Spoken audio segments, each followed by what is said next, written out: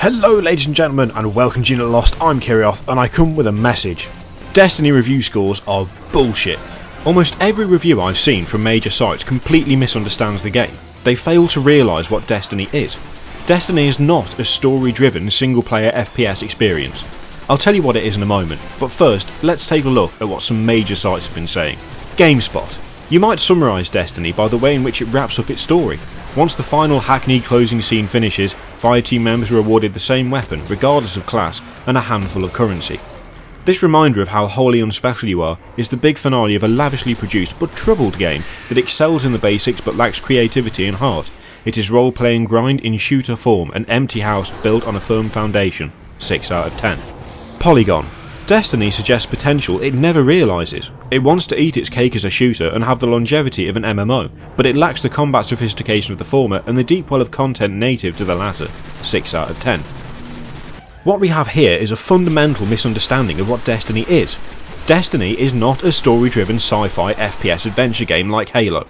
Reviewing Destiny based off its storyline is fairly similar to reviewing Battlefield based off its single-player campaign, or reviewing Diablo 3 based on its single-player. I've seen people mention they've completed Destiny. I submit to them, how does one complete an MMO? Let's just go into detail on the story for a moment. It's very vague. The light is fighting against the darkness, we are the light, we fight against the darkness, we try to drive it back.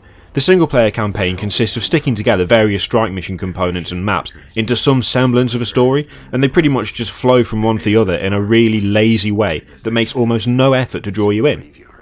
Enemies are given vague fantasy-based names like Cyclops, Acolyte, Knight and Wizard, and even the main characters stick with generic descriptions instead of names. The Speaker, the Queen of the Awoken, the Traveller for instance.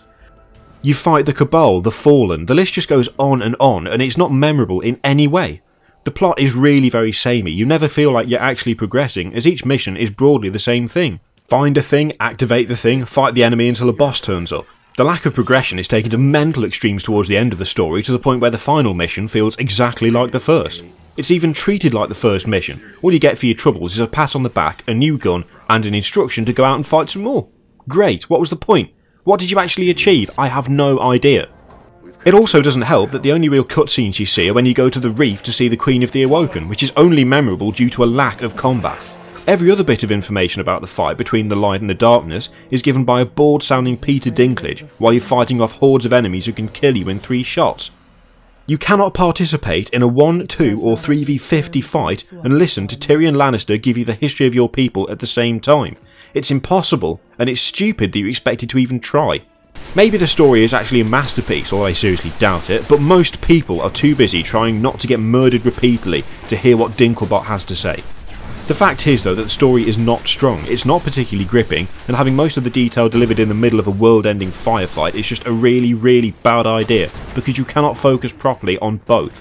If I were to give a review score based off the story alone, not that I support the review score system, but just let me entertain myself here for a moment, I would give it a 3 out of 10. It's horrendously vague, it suffers from a complete lack of memorable characters, and has no firm resolution. It feels totally disjointed at times. But that's not what Destiny is. Destiny is an MMO FPS focused on dungeon crawling. To make a loose comparison, it's WoW's dungeons distilled into FPS form. It's all about overcoming the challenge of said dungeon and recovering loot to increase your character's stats and potential. Reaching level 20 is not the end of the game, that's where the game begins.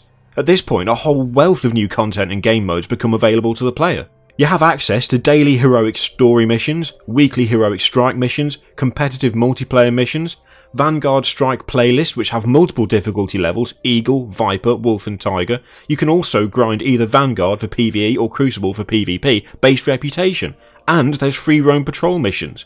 Completing these strike missions and events will give the player access to loot featuring the light stat. This increases the player's light level, taking them beyond level 20. Currently I'm light level 24, meaning I can tackle Vanguard Tiger strikes which are designed for light level 24 and above. Beyond these missions, and when you reach a high enough light level, you'll get access to raids.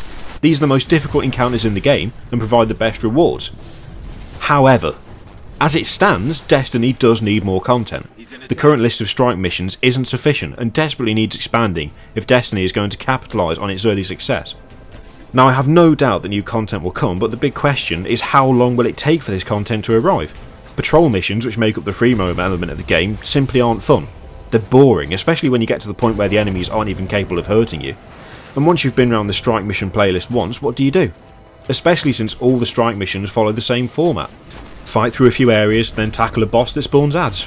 Ideally, Bungie need to introduce unique flavours to these missions, allowing the use of enemy vehicles for example. Currently, in the Cerberus Vi 3 strike mission, most of the level can be navigated with the enemy's assault vehicles, which adds an extra element to the strike mission.